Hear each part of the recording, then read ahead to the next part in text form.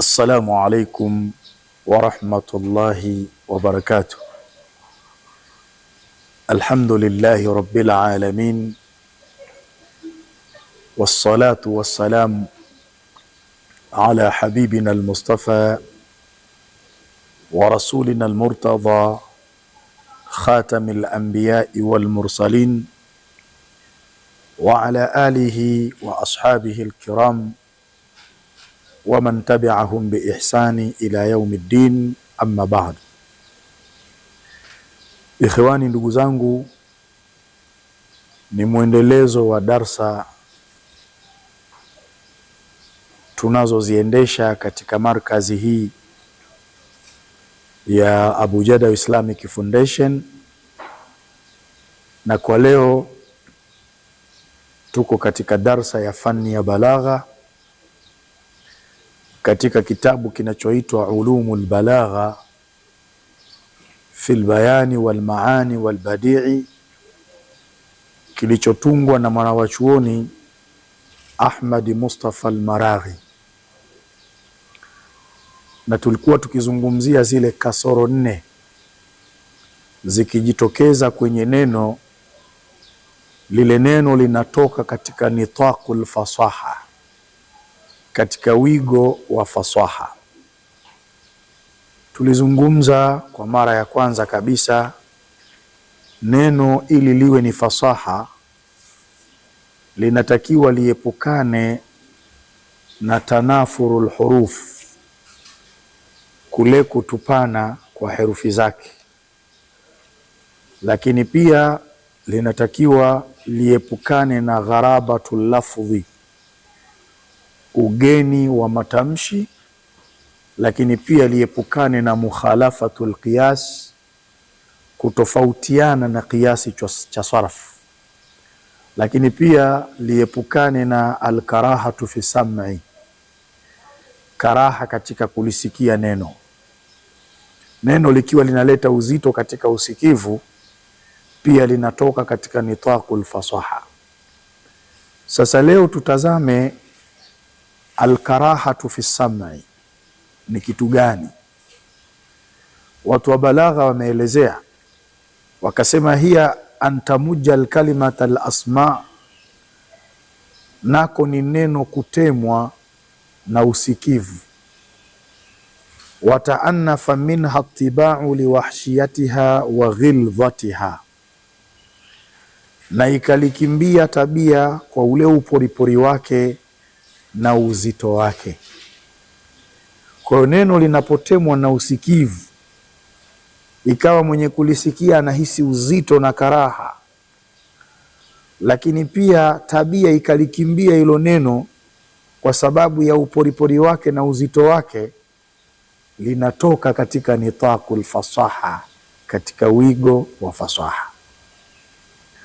Kwa hiyo mtu akikuuliza alkarahatu fi sam'i ni nini, mwambie hiya antamuja alkalimata alasma, nako ni neno kutemwa na usikivu. Wataannafa minha tibau, na tabia ikalikimbia neno hilo, liwahshiyatiha, kwa sababu ya uporipori wake, wa ghilzatiha, na ule uzito wake. Wakatoa mfano wakasema, kaljarasha, kama vile neno jarasha, bimaana nafsi, likiwa na maana ya nafsi.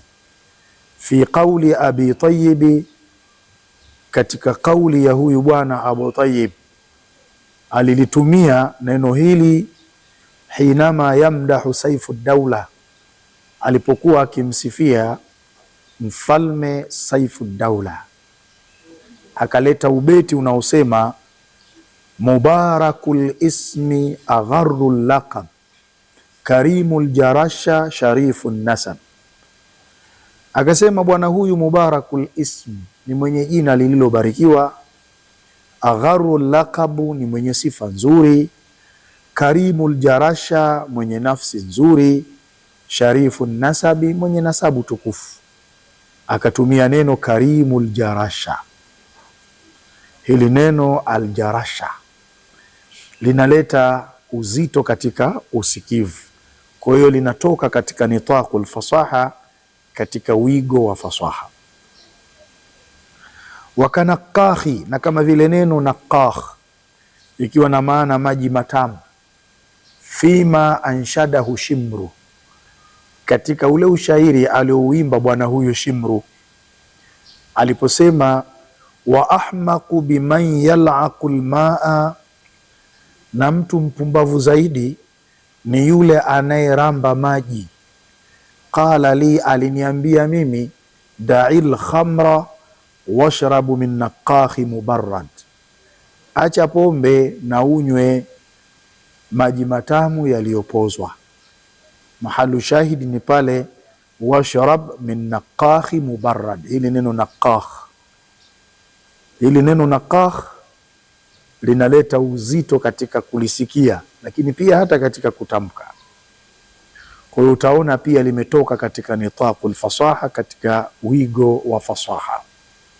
Lakini albasira bisun'ati alkalami, lakini mwenye kutambua ufundi wa maneno, ya'lamu anna istithqala at-tab'i lima yusma, anatambua kwamba uzito wa tabia kwa kile kinachosikiwa, innama yutasawwaru min jihati gharabati alkalimati wa wahshiyatiha, hakika si vinginevyo unapigwa picha kutokana na upande wa neno geni na uporipoli wake. Ukitaka kujua istithqalu tab'i lima yusma, tazama upande wa gharabatul kalima, neno linapokuwa ni geni, lakini wa wahshiyatiha, lakini pia neno linapokuwa lina uporipori, utajua tu. Fa fi dhikri algharaba, basi katika kutaja gharaba, ghaniyatun an dhikriha, inatosha kutokutaja maneno mengine. Yani ukishataja gharabatul kalima au gharabatul lafdhi katika fani hii ya balagha, inatosha kabisa kutokutaja maneno mengine, kwa sababu neno lolote lenye gharabatul lafdhi au lina sifa ya gharabatul kalima linakuwa limetoka katika nitaqul fasaha, katika ule uigo wa fasaha. Tunakuwa tumemaliza zile kasoro 4, na kinachofuata sasa kwa mwanafunzi ni kufanyiwa tadrib, exercise.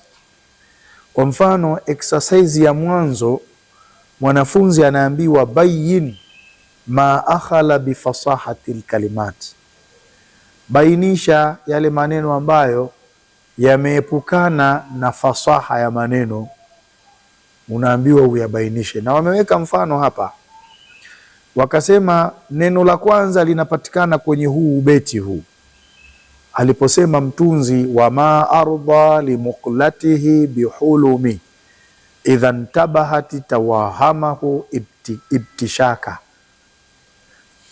Sasa ukiangalia katika maneno haya yaliyoko kwenye ubeti huu, mahalu shahidi kalimatul ibtishak, mahala ambapo tunapopakusudia ni kwenye hili neno al-ibtishak. Hukumu ya hili neno ni gharibatun, ni neno geni. Tulikushaeleza kule neno geni ni lipi. Neno geni yawezekana ikawa ghairu dhahiratil maana, halijadhihirisha maana, la maalufatul istimal inda al-arab, halijazoeleka kutumika kwa Waarabu. Kwa hiyo aliposema wa ma arda limuqlatihi bihulumi idha ntabahati tawahamahu ibtishaka, kwa hiyo neno ibtishaka ni ghariba, na sababu yake qillatu istimaliha, ni ule uchache wa kutumika kwake neno hili. Wa min thamma, na kwa hivyo qala sahibu ibn Ubad, amesema huyu sahibu ibn Ubad, lam yusmaa hadha lafdhu fi shi'rin qadimin wala muhdathin, hakujawahi kusikiwa neno hili katika shairi za zamani wala za hivi sasa. Kwa hiyo ni neno ambalo ni ghariba, linatoka kwenye fasaha. Lakini swali namba 2 ni huu ubeti aliposema lam yalqiha illa bishakkatin basili yakhsha alhawaditha hazimu musta'dad. Mahalu shahidi tunapokusudia kwenye ubeti huu, hadhihi kalimatu musta'dad, ni hili neno musta'dad. Hukumu ya neno hili mukhalafatul qiyasi, limekwenda kinyume na kiasi cha kiswarafu. Wasababu, na sababu ya kwenda kinyume na kiasi cha kiswarafu, idhil wajibu fi hadhihi alhala, ambapo jambo la wajibu katika hali hii, al-idghamu, ilitakiwa iwekwe idghamu mahala hapa, badala ya kusema musta'did itakiwa isemwe musta'iddu. Kwa hiyo pia neno hilo musta'did linatoka katika wigo wa fasaha. Kwa nini? Kwa sababu imefunguliwa idghamu. Idghamu ilitakiwa iwepo hapo. Lakini swali namba 3 ni pale aliposema mshairi, ya nafsu sabran kullu hayyin laqi wa kullu ithnaini ila iftiraqi. Ya nafsu sabra kullu hayyi laqi wa kullu ithnaini ila iftiraqi. Ewe nafsi, fanya subra, kila aliye hai atakutana na malipo yake ya subra, na kila wawili wanaenda katika kutengana. Mahalu shahidi kalimatu ithnaini, ni hili neno ithnaini. Hili neno ithnaini, hukumu yake neno hili mukhalafatul qiyas, limekwenda kinyume na kiasi cha kiswarafu. Kwa nini limekwenda kinyume na kiasi cha kiswarafu? Idh ju'ila hamzatul wasli hamzatul qat'i, kwa kuwa badala ya kuwekwa hamzatul wasli kukawekwa hamzatul qat'i, wa athbataha, na mwekaji akaithibitisha kabisa hamza kwa kuiwekea alifu chini yake kukaa na hamza pamoja na kasra. Sasa neno hilo ithnaini mukhalafatul qiyasi limekwenda kinyume na kiasi cha kiswarafu.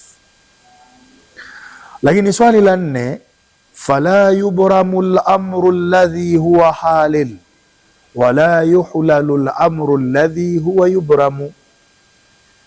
Mahalu shahidi ni kwenye lile neno halil, imefunguliwa idghamu. Hukumu yake hapo mukhalafatul qiyas, neno hilo limekwenda kinyume na kiasi cha kiswarafu. Kwa nini idghamu imefunguliwa? Itakiwa isemwe fala yubramu al-amru alladhi huwa halu wala yuhallu al-amru alladhi huwa yubram. Itakiwa iwe hivyo kuliko kusema wala yuhlalu. Hivyo neno yuhlalu mukhalafatul qiyasi sarfi, imekwenda kinyume na kiasi cha kiswarfu. Swali la 5 ni huu beti unaosema inna bani shami zuhuduhu mali fi sudurihim min maudada. Mahalu shahidi kalimatu maudada, hili neno maudada. Hukumu ya hili neno mukhalafatul qiyasi, limekwenda kinyume na kiasi cha kiswarfu. Idhil wajibu al-idgham, kwa kuwa mahala hapo ilikuwa inalazimika iwekwe idghamu, badala ya maudada iwekwe mawadda. Kwa hiyo ikafunguliwa idghamu ikawa mawadada. Sasa ni mukhalafatul qiyasi, neno hilo linatoka katika nitaqul fasaha, katika wigo wa fasaha.